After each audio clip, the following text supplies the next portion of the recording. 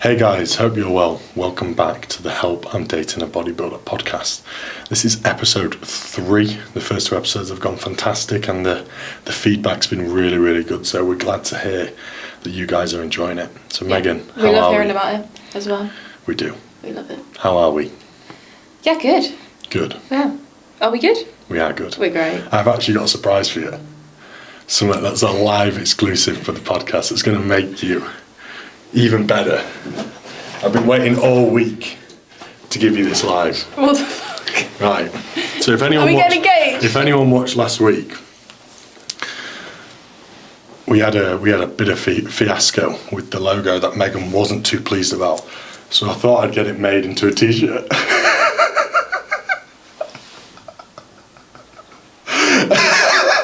So official merch is out and can be bought.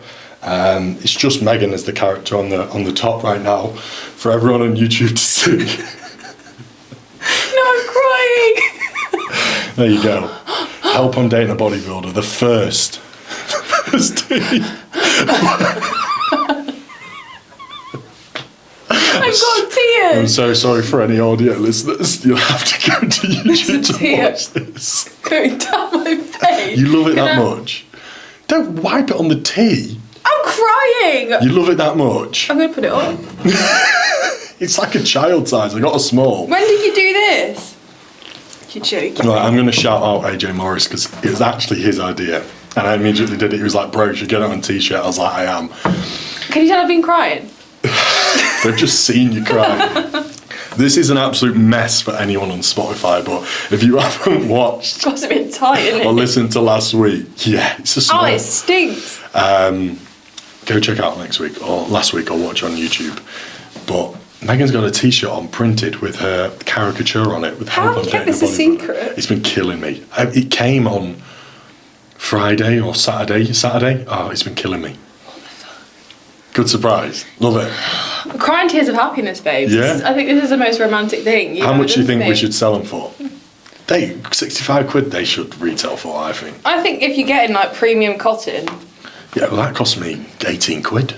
you got to do a markup as well. Like we've got to make our margins. That's pretty premium, 18 quid for a t-shirt. Yeah. Anyway. Jeez, that's really taken you by surprise. I'm really sorry. I'm lost for words. I'm actually lost for words. How good is that? Do I look good? Yeah, you look great. It's a bit long. I would prefer it cropped. It's fucking muscle fit. Off-season bash. In week 1 of my off season, continuing. It's too tight. It feels really tight. It's like a kid's size. I took it out. I opened it up and I was like. Makes me look quite big. I opened it up and I was like, this wouldn't fit Norman. Oh, why didn't you get it? I did have ideas. On? I did afterwards think I should get a double triple XL and me should have undone my zip. But I thought I could sneak it in the bag and bring it in. So I'm so sorry to anyone on Spotify or Apple Podcasts. I'm genuinely that I did not know anything about that. I was not expecting to have this gift. I thought I was getting proposed to be honest, live on air. This is better. Oh, this is way better. This is way better. So you're all right, yeah? Now. I'm okay now. Had a tough week, but this has made it better. Has it? Yeah, 100%. Okay, so that was unexpected. Mm-hmm. Should we get into it? Let's get into it. What are we talking about today? I think we're talking about training, really. Yeah, training. I think when we initially put up questions for topics to cover, we just did the standard thing where we asked ourselves loads of questions and topics that we wanted to cover. We didn't, by the way. It's just what some people do. Why am I nodding like? It's just so obvious when people do it on a questions box. So we're talking about training styles, and we've kind of expanded it ourselves and gone into a load of subcategories, I guess. And this is to help everyone start in the gym to potential pros. Yeah, you never know who could be the next IFBB pro. You never know who's gifted. It could be Megan Muldoon. It could be Megan. She just hasn't grown the glutes yet. You know, she's just one step away. She's not training properly, so now the training. Exactly, we're gonna. This is for you, Megs.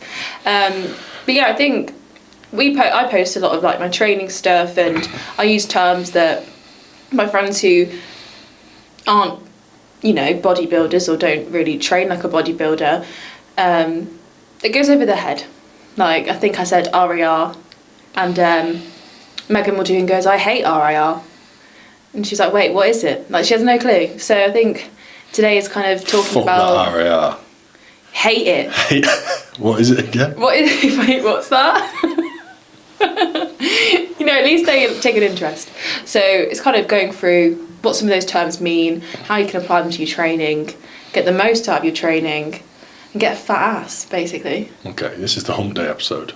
It's Thursday, but that is your hump day. It is. That is the middle of the week for you, so... So, are you going to ask me some questions? What we started Do you know with? what?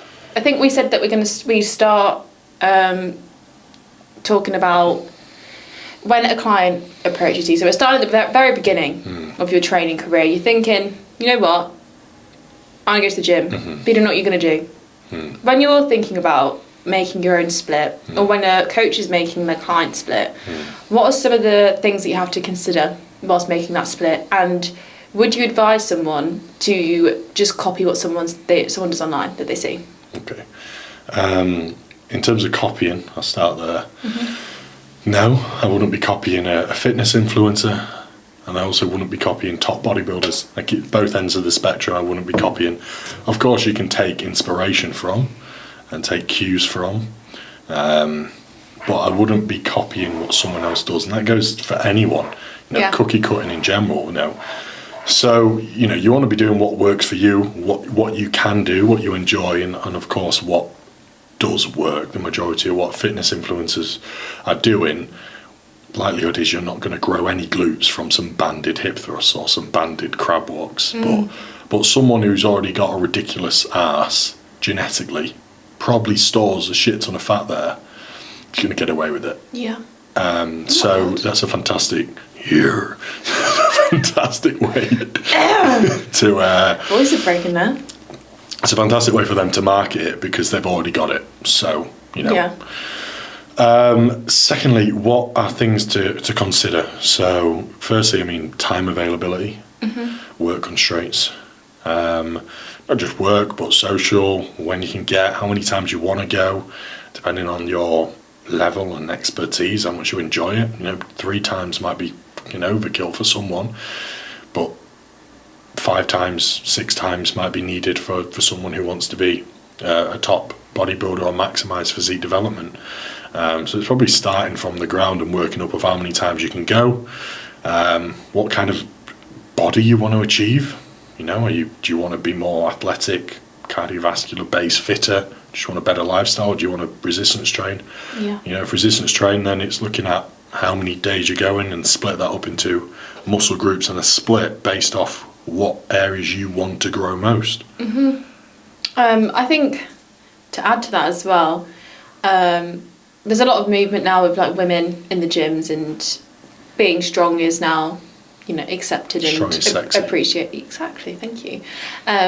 But a lot of people will probably still avoid training upper as a woman out of fear of getting too big, looking too masculine and stuff like that. But kind of wanted to get not your opinion on it, but I guess from where I'm sat, it's you've still got to train your upper body as much as your lower to kind of create balance, and you're not going to get Popeye arms. Well, I can press 4 plates, I can row 4 plates, and I'm not fucking massive.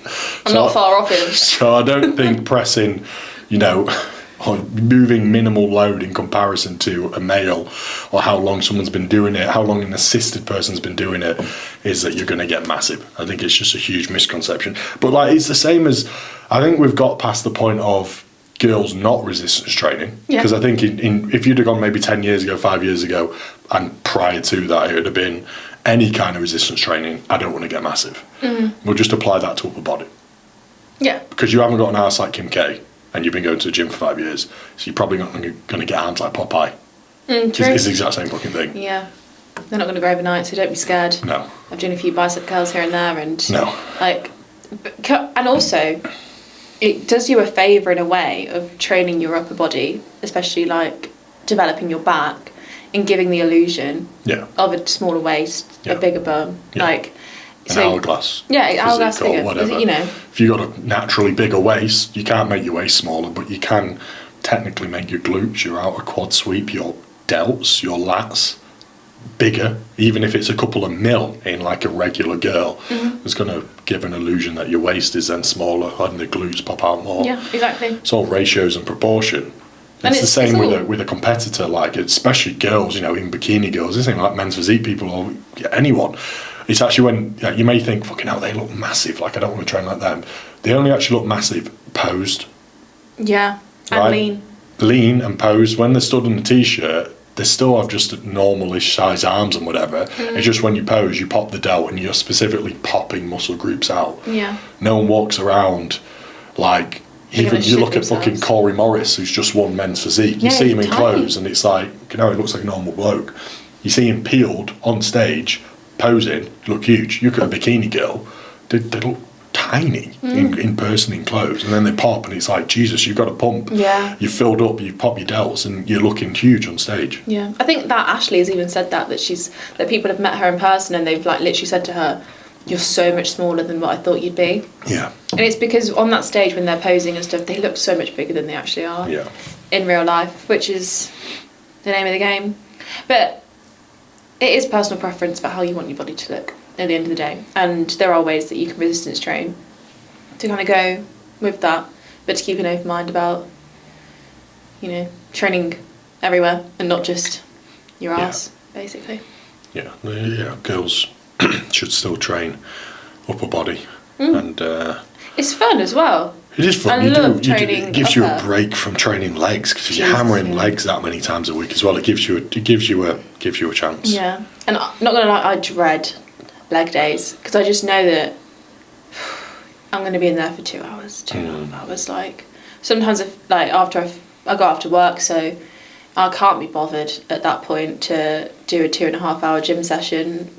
It's the lifting the weights around as well. At least at upper, I know I'm only putting like 5 kilo aside. That's not really that hard.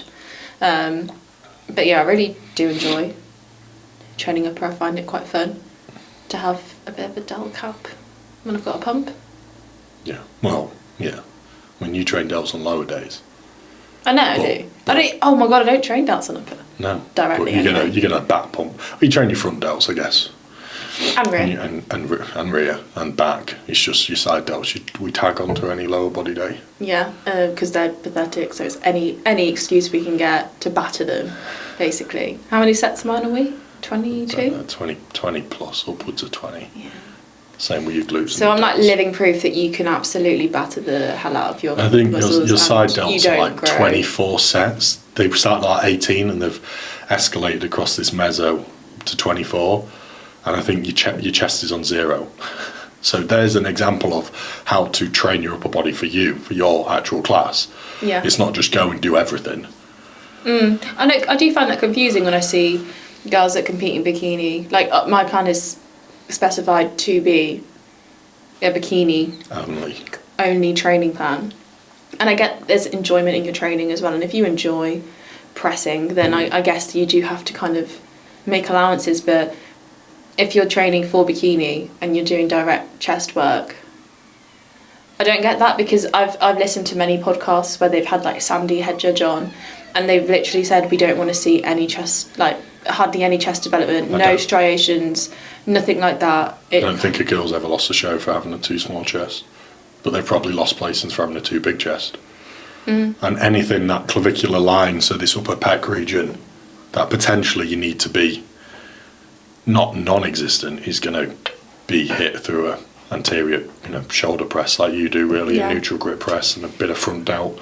But again, that's just not to have super overpowering side delts. Realistically, for a bikini, you just want to be structuring that program around glutes as the main dominant area on the lower body, hamstrings, quads, side delts, and realistically lats. Upper back a bit, but the majority is covered by hair, depending on the fed. But you look at, if we're talking NPC, it's covered by hair. Yeah. So we don't need huge bulging traps. Upper back rows, we'd rather bias lat rows and mid back and I do things have that's going to.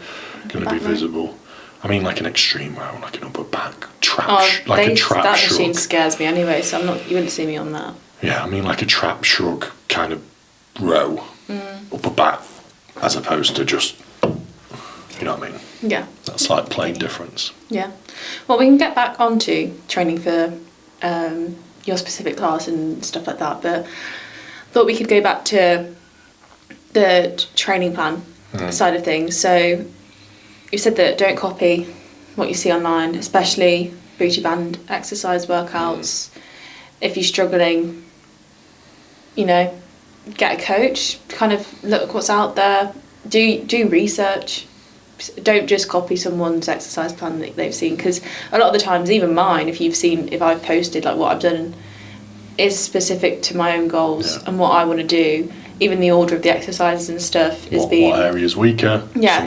Some other bikini girl might have stronger. Yeah. So we delts, so we're just putting it through the quad or whatever. Exactly. Like I only train quads like 3 times a week, but it's in direct work. Yeah, because my quads just blow up when I train them too much. So it's very person specific. So it's always like to bear that in mind and not get sucked into like a 16-week booty builder plan. That's the only thing you need is a booty band. I think there's just like non-negotiables would be obviously whatever areas you want to grow. I mean, train those exercises. I mean, it's not hard to just even YouTube or Google. 5 exercises for glutes. If we're talking an absolute beginner, and as close to muscular failure as you can. What do you mean by that? Where the concentric will rapidly slow down. The lifting phase. Yeah. So if we're talking a squat, for example, coming back up. Okay. Where that final rep is dramatically slower than that first rep. So 50, 75, so much slower. We're talking where you can't get another rep. Yeah. And the issue with girls, I guess, and boys, but I mean more so girls because they train lower body so much more frequently, is that leg failure is normally mental than muscular. Anyone can go on a Smith and fail a press because you just can't press it and it doesn't really hurt. Anyone can fail a pull down because you just can't really pull it down. Your lat isn't like killing you. Where a leg press or a squat, your brain will give up quicker than your legs because it's fucking torturing, right? And so you do have that where it's harder to judge failure maybe from the start because it's like you probably don't enjoy rep 1, let alone rep 10. So you want to get off there as quick as you can. Yeah. So if you can, as what you perceive as failure, if you can be as close to failure as possible, that musculature failure, not mechanical either, so not where form starts to break down and you're just pushing through it, that's mechanical because you're using a mechanical advantage by making your form worse. So muscular failure, if you can be within really 4-3 reps in reserve. What does that mean? Of failure, fucking hell. Reps in reserve, reps before failure. So 0 reps in reserve would be, okay, I failed, I can't do any more on my own. 1 rep in reserve would be, okay, I've probably got 1 more in the tank now, I'm going to stop. 2 would be 2. So 4 would be like I've got I've got 8 more. No, what? Oh, I got confused. But I think that in practice takes a long time to know what that means for you. Yeah. And to understand, because you could stop and you'd be like to me, you had like 10 more. Like, it comes over time, but it's also, that's what I'm saying, that's why with girls, because you train lower body so much more, it is more annoying because these muscle groups that you quote unquote normally want to bring up, they're like, you've got more chances to fail. Where if a guy's doing push-pull legs, he's pushing his pull, he's probably training to failure or closer to, and it's his leg day bitches out on. But if you're doing 3 leg days a week and you're a new beginner, like you've probably got 3 sessions where you're not taking it all the way there. So just go as close and just bury yourself. Like realistically, especially when you start the gym, you're using, I mean, we're talking specifically to girls here. I don't know how this has happened, but you're fucking new girls joining the gym podcast. I'm trying to talk about specific training for bikini and wellness, and you're bringing me right back to a newbie in the gym. I'm just asking you to explain what you mean. So if you can, I've lost my train of thought. Train to as close as you perceive to be failure. Oh, that's it. When you start in the gym, new. forget about fucking recovery at this point. Just bury yourself. Go into that gym to bury yourself, okay? Because it's the only way you're going to learn how hard a session is. It's the only way you are going to grow. And then you can taper around it after that. But your initial getting into that gym should be to try and train as hard as you can and learn that failure point, or as close to as quickly as you can. Yeah. It's good knowledge, good advice there. Because also, the first feeling of pain isn't failure. That's what I mean. Your brain, the pain's in the brain, and your brain goes, fucking hell. Like, when you don't stop when it hurts. No. Yeah. That's so. If you got a new person, or potentially even someone who hates going to the gym to begin with, but they want to go because they want to improve how they look, they probably hate even loading the hack squat or the leg press. They're gonna fucking hate rep 1. They're gonna hate rep 8. That's killing them. But they might have 16 reps. You know, they're probably gonna rack it at 8 because you hate just getting to the gym, let alone doing 5 reps on the leg press. So if you can, when you're there, it's just a case of, look, I'm here now and I don't like it, but if I want to see results, because you are going and putting yourself through it, if you want to see results, just do that extra bit more and actually try and get to as close to failure as you can. And sometimes the enjoyment from the gym can start coming when you start seeing results. Yeah. That becomes part of the enjoyment of it as well. Is I think seeing you look your at hard work. even if you ask loads of boys, they'll love chest day when they first start. Like when I was younger, it was chest day. I fucking hate chest day. And it quickly becomes you love legs or you love pull, you love the harder stuff. The more you kind of fall in love with the approach to the gym, the more you actually love the harder stuff and the more rewarding things than doing just a chest press. So you're just going through the motions of those days. Exactly. And it becomes boring at that point. Yeah. So you will hopefully start to love it. Yeah. But, so, moving on. Sorry, lifestyle people. I hope that was helpful to understand what some of those things mean when people say, take it to failure, how you've got one more rep and leave a rep in reserve. That's what we mean by that. Moving on. So I will say as well. Oh, we've got just one more instead of everything nugget. of being like 8 to 12, whatever. Try working a plethora of rep ranges. So really anywhere from, with good form, good tempo. What's tempo? Anywhere from 5 to 30. Who said that? Anywhere from her on the t-shirt. Anywhere from 5 to 30. That's probably what she'd sound like. Anywhere from 5 to 30 grows muscle. So don't just do 4 by 12, 10 by 12, 10 by 10. 5 to 30, working a plethora of rep ranges. Yeah. Thanks. Bash. Mic drop. So next question, next little bit of topic on training is deloads. And so I was never someone that would take a deload or think you had to. Like, I didn't know what it meant. So I would just go to the gym 5 times a week and just never stop. Every week. Every week. I wouldn't change the amount of sets I was doing, amount of reps I was doing in those sets. Like, I would literally just do the same plan for weeks and weeks and weeks and weeks and never rest until I got ill. And then it was forced rest because I was so sick I couldn't go to the gym anymore. Which isn't a deload. I'm not dead. for you. Yeah, I mean, in general, people think, well, I'm ill, I'll coincide this with my deload. Yeah. Yeah. So, obviously, since I started training properly, got into bodybuilding, have an actual training plan that's altered weekly, specific to me, I get assigned deloads. And sometimes I get given them and I'm like, oh, I'm all right though. But what are the signs that you look for when you give them? And so, like, I could be fine, but maybe I'm complaining about something and you've picked up on certain things. Like, what signs do you look for in people's check-ins to say, okay, this person probably could benefit from having a deload? Okay. Firstly, I work with a proactive deload model. So I'm very proactive with... I don't want to say the word deploy. I'm very proactive with giving deloads because I would rather nip it in the bud before the huge sides kick in. Where a reactive deload would be, as you said, you're absolutely buried, progression's gone, you've probably got ill. Okay, because loads of studies do show, we know that exercise is a stressor, can induce illness, even down to like running. There's been studies with 2 households all exposed to the same pathogens, all sleep the same, do the same. one group's a marathon running group, and after 8 weeks it was like everyone but 2 were ill, and then everyone was not ill in the other group. So like exercise does induce illness over time, over a training block, a mesocycle, because it's a stressor, and you have immune responses to training, etc. So I'm proactive with it, so I'll try and nip it in the bud before we see any bad signs. I'm not one that'll have a fixed deload in place, so you'll have people that just say every 4 weeks you will deload. Well, no, because everyone's different, and one meso you might feel better than the other. So signs to look for a deload would be, training performance dropping off. A huge one is training motivation, and motivation to go to the gym is dropping off massively. And I know we never want to go, but that's because we have to go at night after a long day. But I'm talking about like unusuals that randomly appear. So training performance dropping off,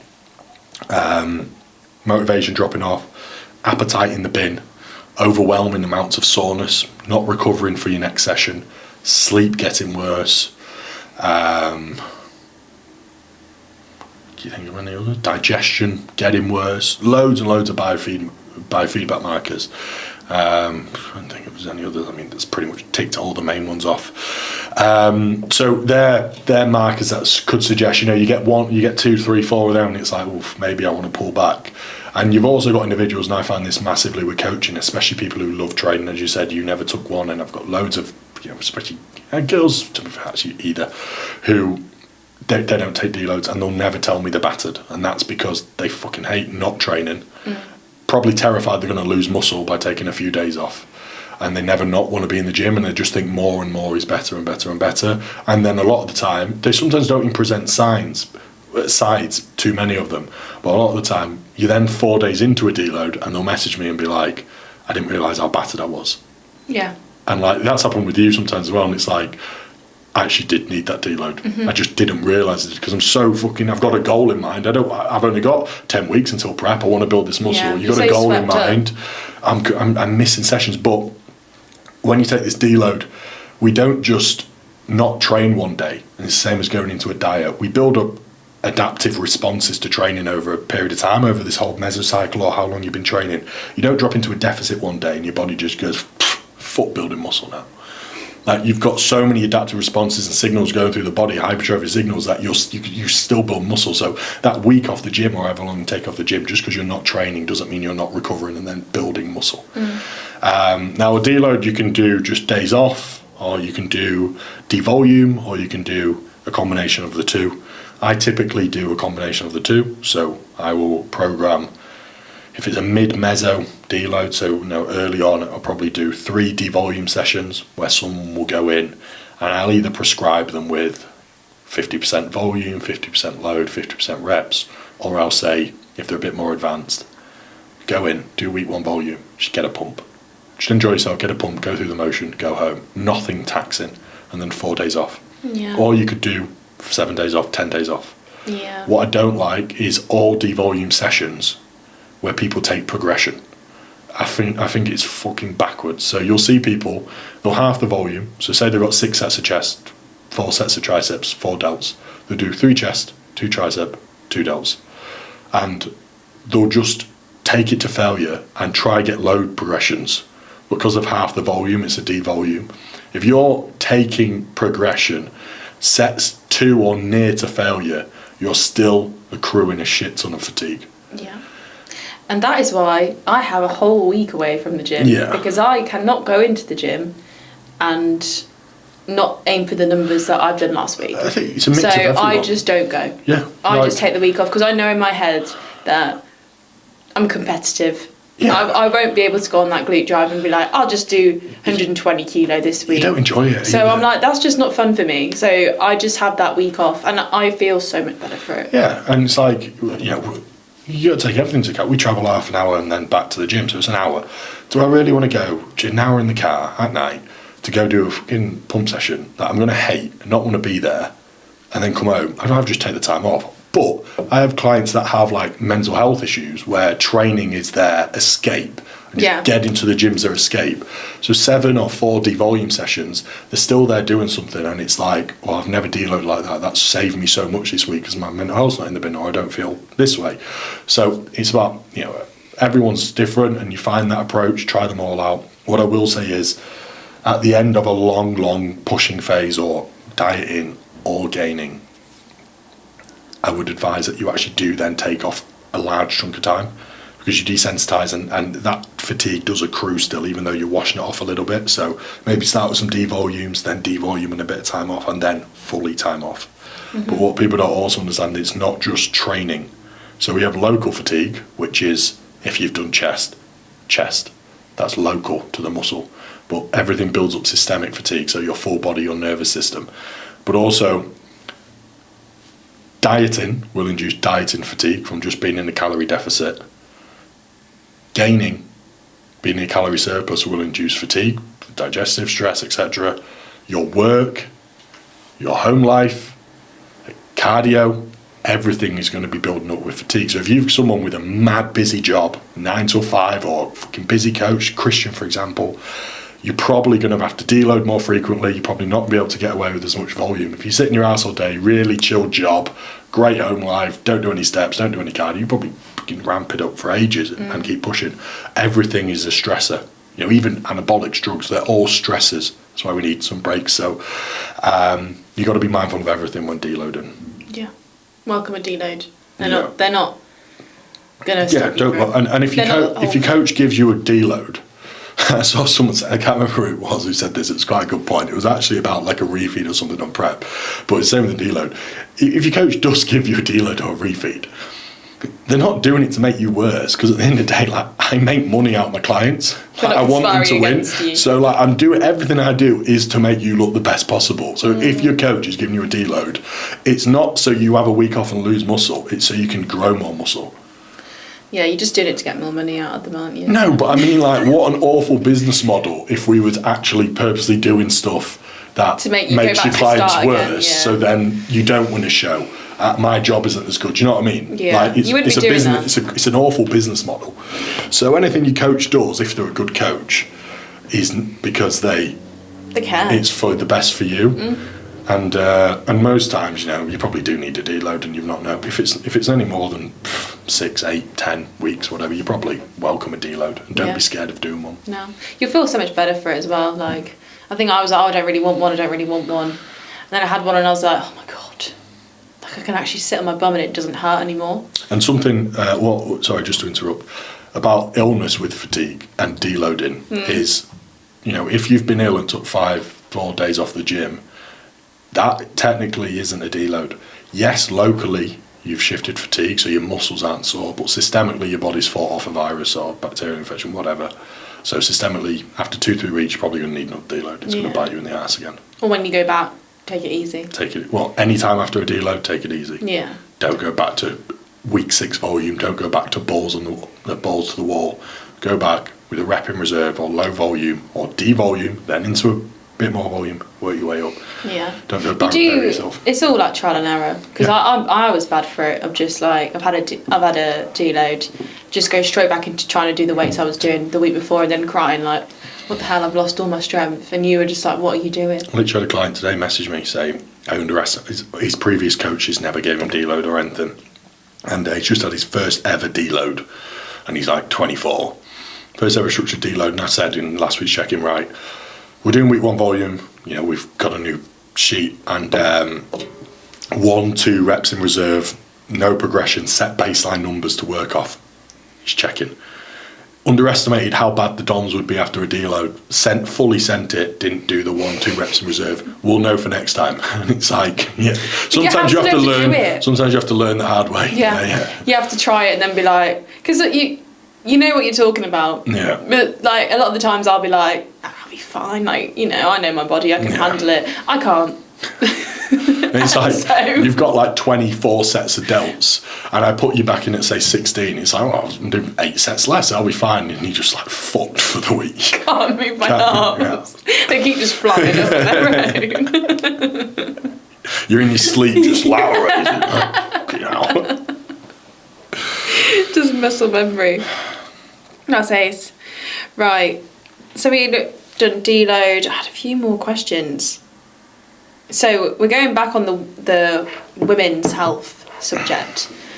because this is kind of like a personal one to myself, and I'm sure many other people, women, that suffer with having a menstrual cycle and the joys that it brings. And I've seen like countless infographics. Why are you smiling? What are you giggling at? Because it's just. Do you don't want to talk about periods? No, I was just going to say, like, it's not just women who have periods. No. Anyone can. Cancelled. Sorry. Just you're the one. Just, but what do I say? You're the one just cornering women. I'm just looking out for everyone. I'm looking out for the little guy over it. What do you say instead? I'm joking. Anyone? Girls, go on.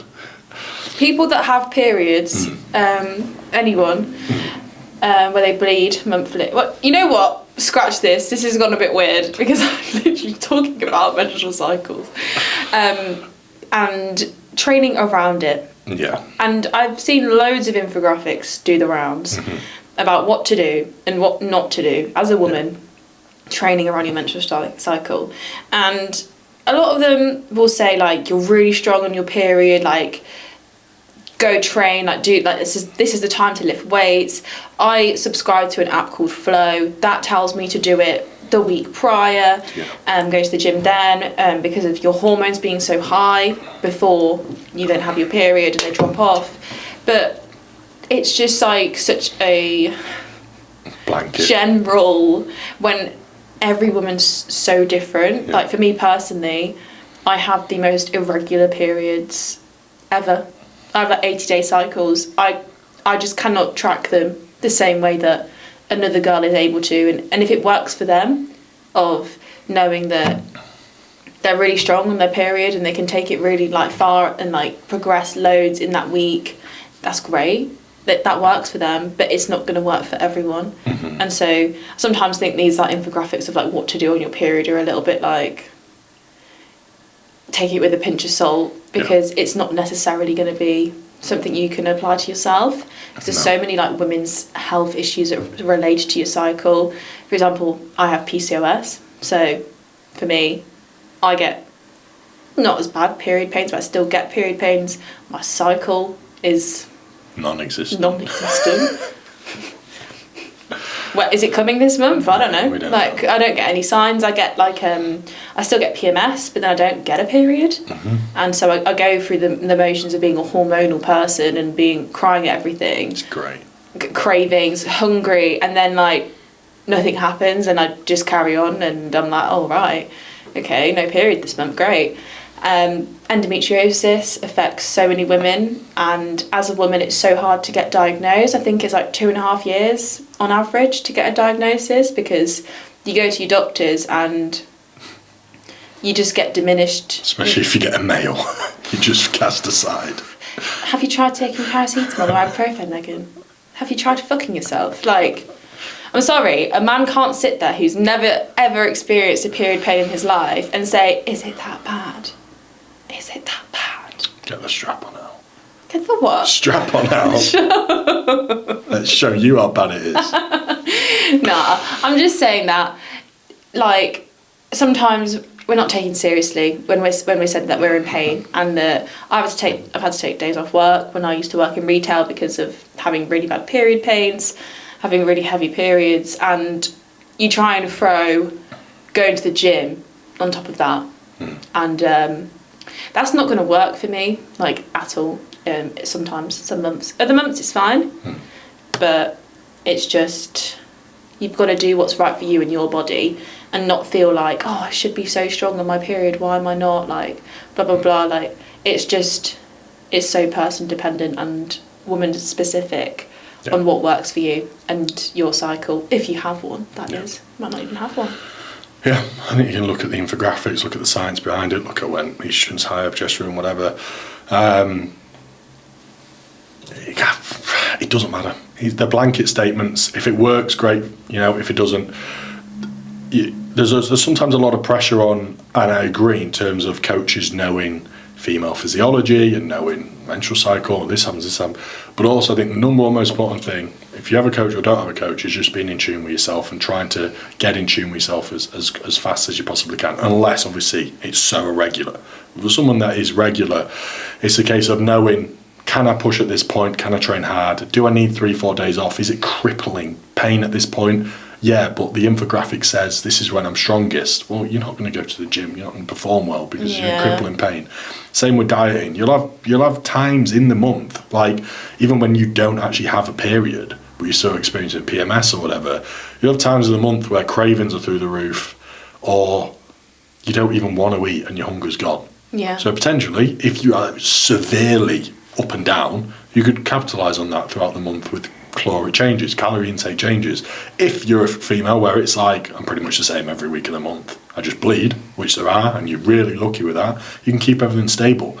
It's honestly just what works for you, and not to worry about what anyone says, what the science technically says, because the science isn't translatable, right? Because everyone's so into it's all into individual, everyone's so specific. So what works for you, and work around it the best you possibly can. Yeah. For you, not for what anyone else. Don't copy what anyone else does. Don't listen. If you don't want to train that week, you don't have to train that week. You could potentially make up for it later on in the month. Same with dieting, whatever. Yeah, even like, especially in the depths of prep, if you've still got your period, or you've got very regular periods or whatever, or even in a diet, just in general, even if you're prone to binging, or you haven't got the best relationship with food, or starving, a time of the month where you don't have an appetite, you can really capitalise on that. And if you can bank up an extra 150, 200 calories a day, you could then put that towards potentially the week after where appetite's through the roof. That might just save you from overeating or binging. Yeah. I think that's what we've suggested doing with me sometimes, but just haven't... It's hard to bloody catch the thing. It's just, we're just running after it. It takes me by surprise. I'm like, oh, right, it's come this week, brilliant, perfect, while I'm out. Panic stations. Yeah. Because you really are. We don't. With you, it's like we don't always have the physical proof or the physical sign, because the bleeding might not be there or whatever. But it's very evident, especially like there'll be 2 weeks normally the month where you're like, my appetite's gone. Yeah, it normally happens. And then it's like you wake up overnight and it's after. like, fucking hell. Yeah. Where's the chocolate? Shocking. Just like eating everything. Turns into her. Yeah, chunky monkey. I sent him a pic when I was on my period, can you tell? No, but for me it is like... that's what I put in the brief. Really? Megan says she looks like she's on. Yeah, so it is really person dependent, and we can kind of cover PCOS in another episode and talk a bit about that and what that means for, I guess, in terms of like bodybuilding, because I've always hated the fact that I have it, so yeah, we can kind of go into detail about that. Gainsborough. Sounds like I'm saying Gainsborough. Gainsborough. It's a place. Is it? Yes. Like Middlesbrough? Scunny-ish. No, it's like near Scunny Epworth. No, like it sounds like Middlesbrough. Hey, Ryan Terry's from nearish Gainsborough. From Retford, Shout I believe. out Ryan Terry. Oh, Ryan Terry, if you're listening, bro. Right. Yeah, we'll go over PCOS in there because it's a big topic, so we'll go over that in the next one. Yeah. And what else have we got to cover? So we're wrapping up talking about shows. Shows. The first show of the season last weekend. First show of the season. Two Bros. Kingdom Classic, was it not? Kingdom Classic it was. It was indeed. And I think who won? Mankind won Physique. That was no surprise, really. Classic, I can't remember his name, but he was fantastic as well. That was kind of no surprise. I know, and Open was no surprise. It was Heck, who's Joe Jeffries' client, who's knocking on the door of a pro card and was last year as well. So that I presume he'll get it in 2 weeks. Anya won bikini. Anya, local, overall. trains in our gym, who won the overall. I don't know about figure. It was trained by Foxy's client. Foxy. Yeah. She looks ace. Yeah, she does the fox. Yeah, she looked good. No, not him, her. Yeah, he looks great as well. Hey, no fox slander here. Foxy. And we're going to PCA First Timers, the first PCA show on Saturday. It's in Hull, so we're going to go check the first timers out. I don't have anyone in the show. I ain't got anyone for 7 weeks. I've got a lot at the back end of the year, and it's fucking driving me mad. How depressed was I on Saturday? Oh my god. He wakes up and like living with Tim, you either get happy Tim or you get grumpy Tim. And it was a grumpy Tim day. And I can just tell him, like, what's wrong? Like, what's bothering you? Nothing. And I'm like, for God's sake. Like, we're going to meet Pete and Millie, and I've got someone that doesn't want to speak, apparently, and is just sad. It's like having a child, basically. You know, and they're just throwing a strop and they won't tell you what's wrong.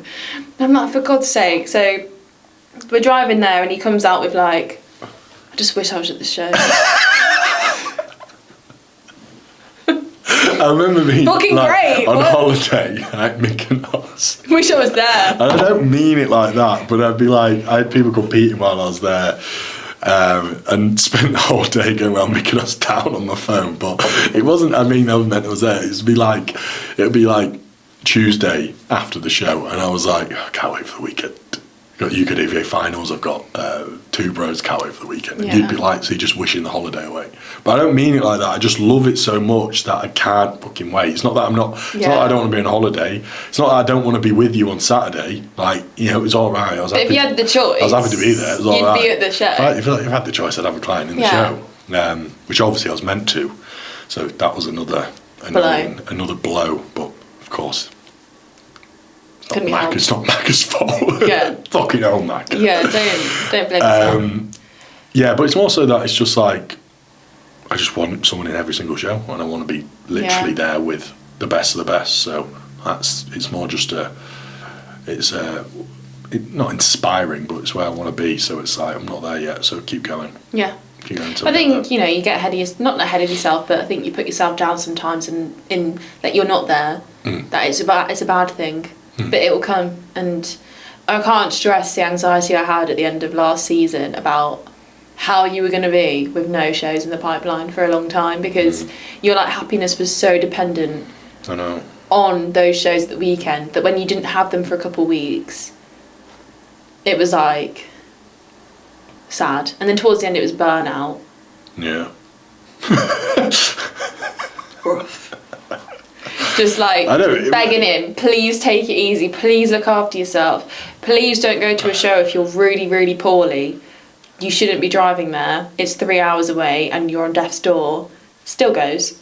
Service. But, you know, you can't knock it because you just care so much and want to be there for your clients. But I think we've taken certain learning curves from last season on not letting it it'll go out the window in show 1. No, definitely. No, there has to be some improvement, because more so, I know, you know, it affects us loads, but obviously you see me a bit down, so it affects you and whatever. It's nothing to do with me. It's more so the burnout. Definitely, I need to manage a hell of a lot better. Yeah. But I've got 3 times as many people on stage, so we'll see how I manage that so well. Because you managed it great last year. No, it's nothing to do with me. It's nothing to do with the fact that I can't handle it. It's more to do with the fact that I don't want you to burn yourself out where you don't want to get out of bed. A lot of it's fucking mental as well. Like, you're so tired. Pressure and stress and not anxiety, but just nerves, and it means so much to me. I know, because I've got to also think that I'm going to be doing it to you, and so for me it's like, I'm not putting you through that if I have to. So we're not going to anyone else. Just not doing it then. So you prep yourself. No, it'll be fine. It'll be better. It'll be better. Every year you get better. You get used to it. Like the first year I had like a corporate job, I was probably like burning myself out a lot from working way past when I should have logged off. Like stressing to get stuff done, trying to perform, and like I remember my colleague at the time who mentored me was like, Megan, you're not being paid extra to do all this. Yeah. Don't stress yourself out about it. Like, please don't log off. And like, I think I actually have a relatively good balance with. Yeah, but I am paid extra for doing more. That is the difference. Is that like I can work as hard as I want. I can put in as many hours as I want at work and be on my laptop all night and do everything I can. Nothing changes. No. Unless my employer says, here's a 50p pay rise. Thank you for your efforts. 50p daily. It's probably not far off what pay rise is. You get $4,000 and it's 200, like, you know, when you're just like, oh, it sounds like a lot, and it's only an extra, like, after tax, after pension, after everything, I'll probably get an extra £100 a month. And that's just gone. Like, yeah, 4 grand, it's like cheers. 12 quid a day before tax. I feel appreciated. Like, it is mental in that respect, and like, that is why I don't blame you when you do push it, and you do want to do well for yourself, and it is your goal, and it is your dream, and always support you with that. But I'm always going to be that voice that's there being like, please look after yourself, because if you don't look out for yourself, I'm there too, but it's got to come from within sometimes to be like, you know what, I need to chill, detox, put my phone on do not disturb, and just chill out for the evening. Yeah, oh, definitely. Yeah, you should just get your work phone, I think. Got a spare phone at home. Yeah, potentially, we'll see. Be rolling around. Trap phone. Which one? I used to have that. Hated it, with having 2 phones. Was that your last job you had 2 phones? Yeah, and the job before that I had 2 phones. I don't have one with this one, which is great, because I'm just not expected to have it on my phone, so I don't ever reply out of work hours or ever check my emails. Nice. Right, should we wrap it up? Yes. Because we need to go train. We need to go eat my cream of rice, pre-workout. Conte, new cream of rice. Yeah. Tim 10. Just one Save more yourself. thing. Cashola. Oh, for God's sake, shut up. One more thing. Tim 10. Is we've got Millie and Pete on, and when we air this episode, it will have already been out. Oh, shit. Yeah, so We're basically... We're trying to be Nolan, aren't we? Huh? We're trying to be Christopher Nolan with non-linear storytelling. Nothing makes sense. It's like your dreams. Anyone else's any lads out there, the girlfriends wake up fuming at you because you've done something in their dream. I'm never fuming. I'm just what's depressed. Up? You fucking did something to me. Oh, you cheated on me in my dream. Okay. You was horrible last night. Was that? Okay. Look, I wake up gutted, and then it plays on my mind for like the whole morning, because I'm like, oh my God, that was horrible. Like, I have a talent, okay, whereas I can wake up from a dream, if I wake up early, I can go back to sleep and resume the dream. I think. Pause. I need a piss. No. Piss comes back. Look. Play. I don't think anyone else can do that. I feel like I've got like some like fancy feature in my brain which allows me to just continue a dream. Can you do that? No, but you know when it's a mint dream and you wake up and you're like, oh, that's sick. So you're there, I'm laid and I'm like really thinking about it. And then the more you think about it, the more you forget the start of the dream. And that's what it says in Inception. You never ever know the ending. You'll never ever wake up at the end of a dream. It'll always be at the beginning. And you'll never know how you got there. You'll never have the start either. You'll always wake up in the midst of the dream. You never know how the dream started. You never know really how the dream's going to end. I got shot in a dream and woke me up. So I feel like that's how the dream ended. I got killed by a school bus. You got hit by a bus, but he shot you? No, the bus was parked. I hid behind the bus, and this person came and found me and went, okay. And then I died and woke up. Anyway, we've got Millie and Pete, so I hope you enjoyed the last episode with Millie and Pete. This was episode 3, that was a special guest, so this is 4. Whatever. Anyway, guys. Welcome back to episode 4. Thanks for listening. Please share, like, rate. Really helps us out. Yeah. And wait for the merch drop. We'll see you in the next soon. one. Merch drop, Tim 10 for Conte, Tim 10 for merch drop. We haven't got you a code yet for the merch. See you in a bit. Bye-bye, guys.